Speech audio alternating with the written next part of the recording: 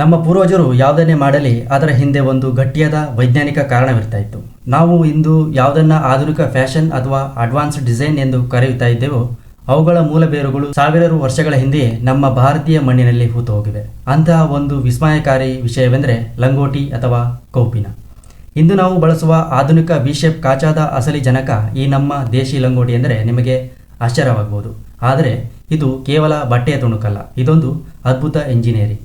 ಭಾರತೀಯ ಇತಿಹಾಸವನ್ನು ಗಮನಿಸಿದರೆ ಋಷಿಮುನಿಗಳಿಂದ ಹಿಡಿದು ಮಹಾನ್ ಮಲ್ಲರವರೆಗೆ, ರೈತರಿಂದ ಹಿಡಿದು ಸೈನಿಕರವರೆಗೆ ಎಲ್ಲರೂ ಲಂಗೋಟಿಯನ್ನು ಧರಿಸ್ತಾ ಇದ್ರು.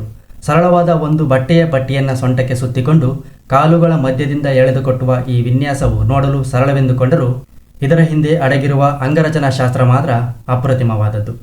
ಪುರುಷರ ಶರೀರದಲ್ಲಿ ಅತಿ ಸೂಕ್ಷ್ಮವಾದ ಭಾಗಗಳೆಂದರೆ ಜನನಾಂಗಗಳು. ಭಾರವಾದ ಕೆಲಸ ಮಾಡುವಾಗ, ಕುಸ್ತಿ ಆಡುವಾಗ ಅಥವಾ ಓಡುವಾಗ ಈ ಭಾಗಗಳಿಗೆ ಗಾಯವಾಗುವ ಸಂಭವವಿರುತ್ತೆ. ಲಂಗೋಟಿಯ ವಿಶೇಪ್ ವಿನ್ಯಾಸವು ಆ ಭಾಗಗಳಿಗೆ ಸರಿಯಾದ ಸಪೋರ್ಟ್ ನೀಡುತ್ತದೆ. ಇಂದು ವೈದ್ಯಕೀಯ ಲೋಕವು ಹರ್ನಿಯಾ ಅಂತಹ ಸಮಸ್ಯೆಗಳನ್ನು ತಡೆಯಲು ಲಂಗೋಟಿ ಅಥವಾ ಬಿಗಿಯಾದ ಒಳ ಉಡುಪು ಧರಿಸಲು ಸೂಚಿಸುತ್ತೆ. ಆದರೆ ನಮ್ಮ ಹಿರಿಯರು ಯುಗಗಳ ಹಿಂದೆಯೇ ಈ ಸಮಸ್ಯೆಯನ್ನು ಅರಿತು ಲಂಗೋಟಿಯನ್ನು ಅನಿವಾರ್ಯಗೊಳಿಸಿದರು. ವಿಜ್ಞಾನದ ಪ್ರಕಾರ ಪುರುಷರ ವೃಷಣಗಳ ತಾಪಮಾನವು ದೇಹದ ತಾಪಮಾನಕ್ಕಿಂತ ಸ್ವಲ್ಪ ಕಡಿಮೆ ಇರಬೇಕು.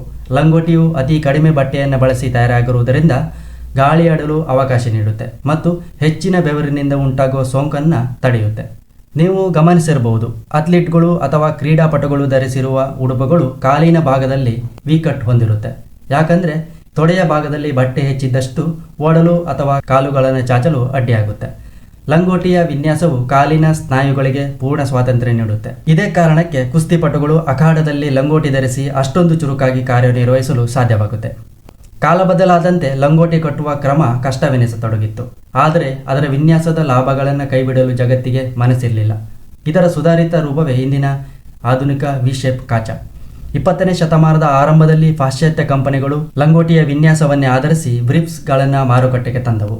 ಬದಿಗಳಲ್ಲಿ ಬಟ್ಟೆಯನ್ನು ಕತ್ತರಿಸಿ ಕೇವಲ ಅಗತ್ಯ ಇರುವ ಭಾಗಕ್ಕೆ ಮಾತ್ರ ರಕ್ಷಣೆ ನೀಡುವ ಈ ವಿನ್ಯಾಸವು ಜಾಗತಿಕವಾಗಿ ಹಿಟ್ಟಾಯಿತು.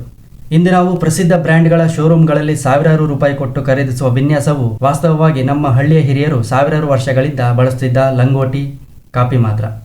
ಅಂದು ಹತ್ತಿ ಬಟ್ಟೆಯಿಂದ ಗಂಟು ಹಾಕಿ ಕಟ್ತಾ ಇದ್ದರೆ ಇಂದು ಎಲಾಸ್ಟಿಕ್ ಬಳಸಿ ಧರಿಸಲಾಗುತ್ತಿದೆ ಅಷ್ಟೇ. ಆತ್ಮ ಮಾತ್ರ ನಮ್ಮ ಭಾರತೀಯ ಲಂಗೋಟಿಯದ್ದೇ ಆಗಿದೆ. ಇಂದು ಜಗತ್ತು ಮಿನಿಮಲಿಸಂ ಬಗ್ಗೆ ಮಾತನಾಡುತ್ತಿದೆ. ಅಂದರೆ ಕಡಿಮೆ ಸಂಪನ್ಮೂಲ ಬಳಸಿ ಹೆಚ್ಚಿನ ಪ್ರಯೋಜನ ಪಡೆಯುವುದು. ಈ ತತ್ವಕ್ಕೆ ಲಂಗೋಟಿಗಿಂತ ದೊಡ್ಡ ಉದಾಹರಣೆ ಬೇಕೆ?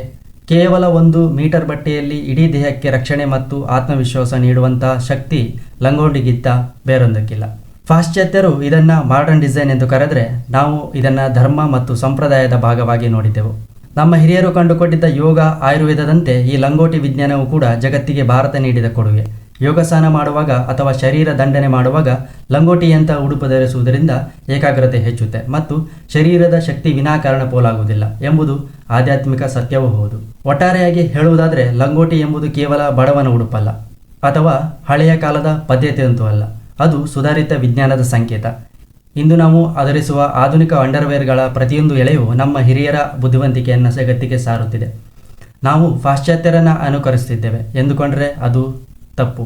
ನಿಜಕ್ಕೂ ಪಾಶ್ಚಾತ್ಯರೇ ನಮ್ಮ ಲಂಗೋಟಿಯ ವಿನ್ಯಾಸವನ್ನು ಅಳವಡಿಸಿಕೊಂಡು ಅದಕ್ಕೆ ಮಾಡರ್ನ್ ಎಂಬ ಪಟ್ಟ ಹಚ್ಚಿದ್ದಾರೆ. ನಮ್ಮ ಪರಂಪರೆಯನ್ನು ಗೌರವಿಸೋಣ. ಯಾಕಂದರೆ ನಾವು ಇಂದು ಯಾವುದನ್ನು ಹೊಸತು ಎಂದು ಸಂಭ್ರಮಿಸುತ್ತಿದ್ದೆವೋ ಅದು ಈಗಾಗಲೇ ನಮ್ಮ ಮಣ್ಣಿನಲ್ಲಿ ಇತಿಹಾಸವಾಗಿ ದಾಖಲಾಗಿದೆ. ಲಂಗೋಟಿಯಿಂದ ವಿಶೇಪ್ ಕಾಚಾದವರೆಗಿನ ಈ ಪಯಣವು ಭಾರತೀಯ ಜ್ಞಾನವೇ ಜಾಗತಿಕ ಜ್ಞಾನ ಎಂಬುದಕ್ಕೆ ಅತ್ಯುತ್ತಮ ಸಾಕ್ಷಿ. ಇನ್ನು ಮುಂದೆ ನೀವು ಆಧುನಿಕ ವಿನ್ಯಾಸದ ಉಡುಪು ಧರಿಸಿದಾಗ ನೆನಪಿರಲಿ, ಇದರ ಹಿಂದಿನ ಮಾಸ್ಟರ್ ಮೈಂಡ್ ನಮ್ಮ ಭಾರತೀಯ ಹಿರಿಯರು ಎಂದು. ಬಾಯ್.